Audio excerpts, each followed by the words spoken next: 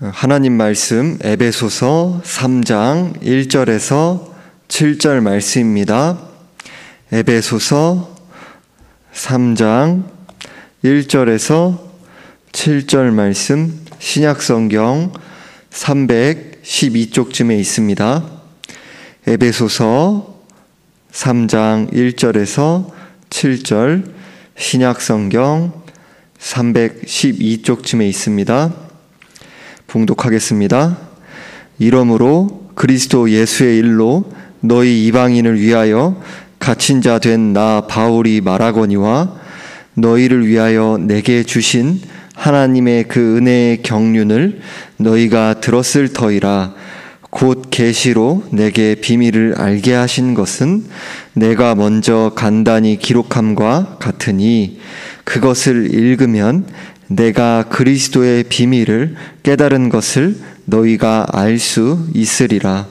이제 그의 거룩한 사도들과 선지자들에게 성령으로 나타내신 것 같이 다른 세대에서는 사람의 아들들에게 알리지 아니하셨으니 이는 이방인들이 복음으로 말미암아 그리스도 예수 안에서 함께 상속자가 되고 함께 지체가 되고 함께 약속에 참여하는 자가 됨이라. 이 복음을 위하여 그의 능력이 역사하시는 대로 내게 주신 하나님의 은혜의 선물을 따라 내가 일꾼이 되었노라. 아멘. 기도드리겠습니다. 하나님 아버지, 오늘도 주 앞에 예배 드릴 수 있는 은혜 주심에 감사드립니다. 이 시간 가운데 오직 주의 성령을 의지하여서 우리의 중심과 마음을 담아 주님 사랑하는 마음으로 드려지는 예배 되길 원합니다. 말씀이 깨달아질 수 있는 은혜 베풀어 주시고 우리의 신앙이 성경이 증언하는 바에 따라 그렇게 새롭게 되어져 갈 수 있도록 날마다 성경에 가깝게 빚어져 나갈 수 있도록 도와주옵소서. 오직 주님만 영광받아 주옵시오며 살아계신 우리 주 예수 그리스도의 이름으로 기도드리옵나이다. 아멘. 오늘 본문 1절의 말씀은 이러므로라고 시작합니다. 바로 앞에 문맥의 내용에 이어지는 것을 알 수 있습니다. 에베소 교회의 성도들은 하나님의 은혜로 구원을 받고 그리스도와 함께 하늘의 영광을 누리는 존재들이 되었습니다.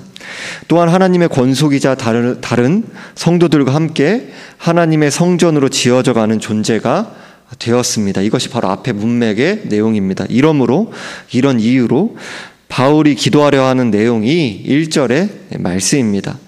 1절은 동사가 없는 불완전 문장이에요. 원문을 보면 그렇게 동사가 없습니다. 14절에 또다시 이러므로라는 표현이 나오는 것을 볼 때 바울이 1절에서 에베소 교회 성도들을 위해 기도를 하려고 했다가 자신이 감옥에 갇혀 환난을 당하고 있는 그 이유를 설명하기 위해 말하기 위해 잠시 기도를 미뤘다가 그 기도를 14절에 부터 이제 이어서 하고 있다라는 것을 알게 됩니다. 1절 원문으로 직역하면 이러므로 이방인 여러분을 위하여 그리스도 예수의 죄수된 나 바울은 이렇게 적혀져 있습니다. 바울은 자신을 그리스도 예수의 죄수라고 합니다. 로마 황제나 로마법 아래에 있는 죄수의 신분이지만 그보다 예수 그리스도의 주권 아래에 있는 죄수다라는 바울의 자기 인식을 보게 됩니다. 그렇게 앞에서도 살펴보았듯이 옥에 갇혀있는 현실적으로는 비참해 보이는 상황에서도 바울은 하나님을 찬양하고 자신이 받고 있는 고난을 이방인 성도들을 위한 고난, 즉 복음을 위한 고난으로까지 인식하고 있는 그 사실을 알 수 있습니다. 이어지는 2절에서 7절 말씀은 원문으로 볼 때 긴 한 문장으로 이루어져 있어요. 2절에서 7절은 그리스도의 비밀이라는 주제에 초점이 모여져 있습니다. 2절에서 바울은 너희를 위하여 내게 주신 하나님의 그 은혜의 경륜을 너희가 들었을 터이라 라고 합니다. 여기에서 경륜이라고 번역된 단어는 성경의 문맥의 흐름에 따라서 경륜이라고 번역되기도 하고요. 직무 또는 사명이라고 번역되기도 합니다. 이 본문에서는 하나님이 시행하시는 행동이나 계획보다는 사도 바울에게 주어진 것에 관련이 있는 문맥이죠. 그래 따라서 직무 또는 사명이라고 이해하는 것이 더 적절해 보입니다. 하나님께서 바울에게 주신 은혜의 직무란 무엇일까요? 이방인들에게 그리스도의 비밀을 전하는 직무, 곧 사도의 직무를 가리킵니다. 사도 바울은 본래 교회를 심히 박해하던 사람이었습니다. 그런데 하나님께서 자격이 전혀 없는 바울에게 사도의 직분을 맡겨주셨습니다. 하나님께서 아무 자격 없는 바울에게 은혜로 주신 것이기 때문에 바울의 사도직은 은혜의 직무입니다. 또한 복음의 비밀을 선포함을 통해 이방인들에게 하나님의 은혜를 전달한다는 점에서도 바울이 받은 직무는 말 그대로 은혜의 직무입니다. 우리 또한 하나님께서 맡겨주신 직분과 사명은 모두 자격 없는 우리에게 전적인 하나님의 은혜로 맡겨주신 것이기 때문에 우리의 공로가 아닌 은혜의 직무라는 사실을 명심해야 합니다. 또한 이 모든 일을 오직 하나님의 은혜로만 감당할 수 있다는 사실을 우린 분명히 기억해야 합니다. 3절에서 바울은 계시로 내게 비밀이 알려졌다라고 합니다. 계시란 하나님께서 바울에게 알려주셨다는 의미입니다. 그 내용을 내가 먼저 간단히 기록했다고 합니다. 에베소서 앞부분의 내용, 그리스도를 통한 만물의 통일과 이방인의 구원을 가리킵니다. 그렇다면 4절과 같이 바울이 하나님의 계시를 통해 알게 되었고 깨닫게 된 그리스도의 비밀이란 무엇인가요? 성경에서 나오는 비밀이란 단어는 우리가 흔히 쓰는 비밀이란 단어의 의미와 다른 의미를 가지고 있습니다. 우리는 비밀이라고 할 때 뭔가 어둡고 모호하고 은밀하고 영문 모를 어떤 것을 떠오르죠? 알쏭달쏭한 그 무엇을 떠오릅니다. 하지만 성경에서 비밀이란 여전히 비밀이기는 하지만 공개된 것을 가리킵니다. 즉 하나님이 깨닫게 하신 것을 가리킬 때 쓰입니다. 기독교의 영적 엘리트들만을 위한 내밀한 비밀은 없습니다. 반대로 기독교의 비밀은 인간의 힘으로는 발견할 수도 찾을 수도 깨달을 수도 없지만 하나님이 계시하셨으며 이제는 전체 교회에 속하게 된 진리, 신자라면 하나님 깨닫게 하시는 그런 진리, 성경을 통해 깨닫게 하시는 그런 진리를 가리킵니다. 더 간단히 말해 성경의 비밀이란 지금까지는 인간의 지식이나 이해로부터 감추어져 있었으나 이제 하나님이 계시에 의해 밝히 드러낸 진리를 가리킵니다. 그 중에서도 오늘 본문은 4절과 같이 그리스도의 비밀이라고 합니다. 그리스도가 중심이 되어 이루어진 특별히 계시된 진리를 가리킵니다. 우리 신자들에겐 분명한 진리죠. 하지만 이 세상 가운데는 여전히 감춰져 있는 그런 진리인 겁니다. 하지만 우리 신자들에게는 차별 없이 누구나 성령의 그 깨닫게 하심으로 말미암아 깨닫게 된 진리, 밝히 드러난 진리, 그것을 바로 비밀이다라고 합니다. 특히 3장의 문맥에서 말씀한 그리스도의 비밀이란 복음으로 그리스도 안에서 이방인들이 그 유대인들과 완전한 연합을 이루어 함께 하나님께서 주시는 구원의 복을 누리는 것을 가리킵니다. 따라서 이 사실을 가리켜 5절에서 6절에서 말씀합니다. 이제 그의 거룩한 사도들과 선지자들에게 성령으로 나타내신 것 같이 다른 세대에서는 사람의 아들들에게 알리지 아니하셨으니 이는 이방인들이 복음으로 말미암아 그리스도 예수 안에서 함께 상속자가 되고 함께 지체가 되고 함께 약속에 참여하는 자가 됨이라. 비밀의 중심인 예수 그리스도께서 나타나심으로 하나님의 종말론적인 구원 계획이 밝히 드러났기 때문에 5절에서 이제 그의 거룩한 사도들과 선지자들에게 성령으로 나타나셨다라고 합니다. 구약에서도 이방인들이 구원받게 될 사실과 그리스도에 대한 약속의 말씀을 주셨지만 신약시대와 같이 밝히 드러나지 않았기 때문입니다.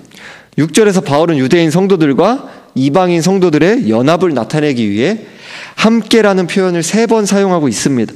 함께 상속자가 되고 함께 지체가 되고 함께 약속에 참여하는 자가 되었다고 합니다. 이 모든 일은 이방인들이 복음으로 말미암아 그리스도 예수 안에서 이루어진, 즉 예수 그리스도를 믿음으로 이루어진 일입니다. 함께 상속자가 되었다라는 표현은 과거에 하나님의 백성이 아니던 이방인들도 이제는 예수 그리스도를 믿어 하나님의 아들이 되어 하나님의 기업을 상속받는 자들이 된 것을 가리킵니다. 모든 하나님의 자녀들이 하나님의 동등한 상속자가 되었죠. 이 땅에서 언어적, 민족적, 문화적, 경제적, 지리적 차이가 분명히 존재합니다. 하지만 이런 차이들이 하나님의 상속자들 사이에 차등을 만들지는 못합니다. 동일한 예수 그리스도의 복음으로 이루어진 일이기 때문에 그리스도 안에서 차별이 없습니다. 함께 지체가 되었다는 말씀은 다른 문헌에서는 발견되지 않는 독특한 표현이, 사도 바울이 만든 표현이죠. 바울 당시 이방인들이 유대인들과 함께 동등하게 그리스도의 몸, 즉 교회를 형성한다라는 것은 혁명적인 개념이었습니다. 바울은 이런 혁명적인 개념을 표현하기 위해서 새로운 용어를 만들어서 표현하고 있습니다. 즉 우리 각자가 그리스도의 몸에 참여한 지체라는 의미입니다. 각 지체가 홀로 존재할 때 의미가 있을까요? 서로 연결되어 있어야 온전한 몸의 정체성을 가집니다. 하나님의 모든 자녀들은 서로가 서로의 존재를 온전하게 만드는 지체입니다. 한 몸이기에 분리되지 말아야 하고요, 분리되어 존재할 수도 없습니다. 우리가 서로 분리될 수 없는 몸이기 때문에 자신을 사랑하는 것과 타인을 사랑하는 것은 다르지 않습니다.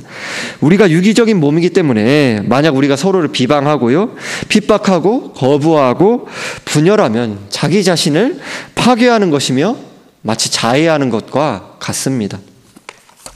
함께 약속에 참여하는 자라고 합니다. 이방인 성도들은 복음을 듣고 그리스도를 믿어 유대인 성도들과 동일하게 그 동등한 언약에 참여한 자가 되었습니다.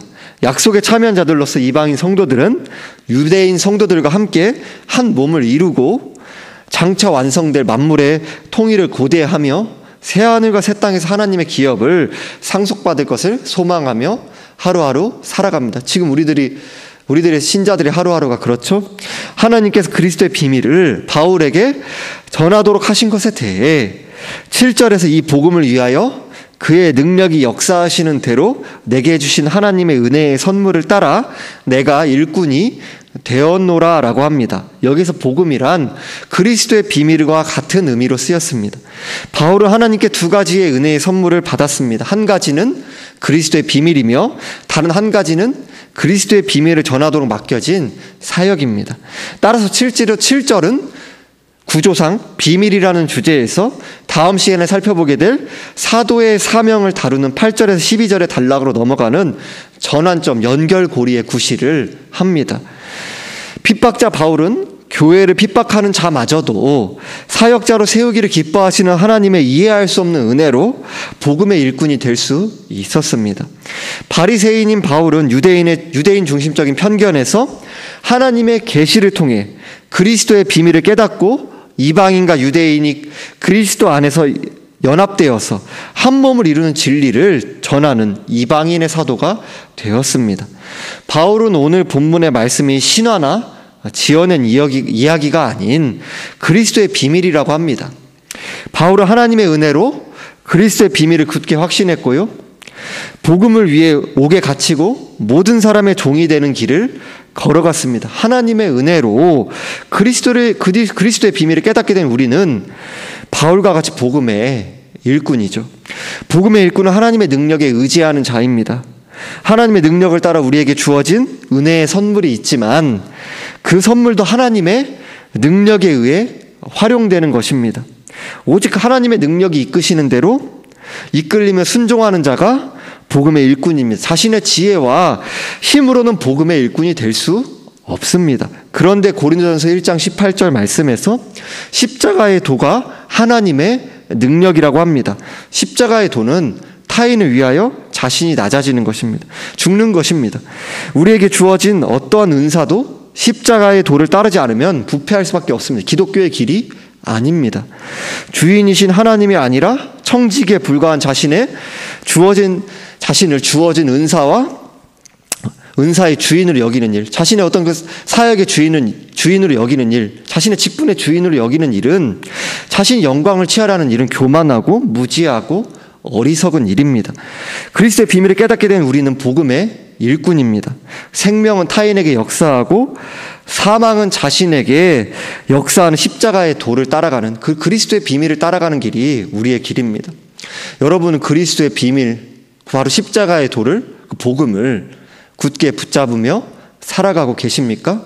그렇다면 복음으로 충분한, 그리스도의 비밀로 충분한, 그리스도로 충분하다는 고백이 우리 중심 가운데 어떤 위치를 차지하고 있습니까? 십자가의 도가, 그 구속의 도가, 그리스도의 비밀이 우리 신앙의 전부입니다. 거기에 무엇을 더하는 것이 아닙니다. 이미 모든 것을 받은 것입니다. 그렇다면 지금 말씀을 듣고 계신 여러분들 중에서는 또한 많은 부모님들도 많이 계실 것입니다. 그렇다면 여러분들은 우리 자녀들을 향해서 어떤 소망을 가지며 살아가고 계십니까? 우리 자녀가 어떤 고난을 만난다 하더라도, 어떤 환난을 만난다 한다 하더라도, 내가 바라는 기대와 소망 그것이 좌절된다 한다 하더라도 우리 자녀가 다른 모든 것 잃어버려도 오직 그리스도의 비밀을 소유한 자, 그 하나님의 은혜로 오직 그리스도를 믿음으로 구원받은 자, 그리스도의 구속의 은혜를 입은 자, 그것이면 충분하다라는 그런 고백이 우리 심령 가운데 고백되고 있습니까? 나타나고 있습니까? 그것이면 전부인 것입니다. 우리가 그 도를 향해 나 자신도, 우리에게 맡겨진, 우리 청지기로서 맡겨진 자녀들도 그러한 고백으로 함께 조금씩 더 가까이 빚어져 가는 것입니다. 그렇지 않다면 나 자신이 또 우리 자녀들을 향해서 성경에서 어긋난 세속적인 기대와 가치관을 주입하고 무의식적으로 압력을 가하고 그렇게 세상적으로 소망을 두는 모습들이 우리 안에 뒤섞여 있다라고 진단하셔야 되고, 그것이 사실입니다. 오직 그리스도의 진리로, 오직 그리스도의 비밀로, 복음의 은혜로, 오직 그리스도로 충분하다라는 그 진리로 나와 또 주어진 자녀들, 우리 가정을, 주의 몸된 교회를 함께 세워가는 온 성도님 되시기를 주님의 이름으로 축원드립니다. 기도드리겠습니다. 하나님 아버지, 성경이 말씀하는 핵심적인 주제, 그리스도의 비밀이라는 그 십자가의 도를 더욱더 깊이 깨닫게 하여 주옵소서. 그것이 우리의 전부가 되게 하여 주옵소서. 우리의 소망이 그 그리스도의 비밀을 향할 수 있도록 도와주옵소서.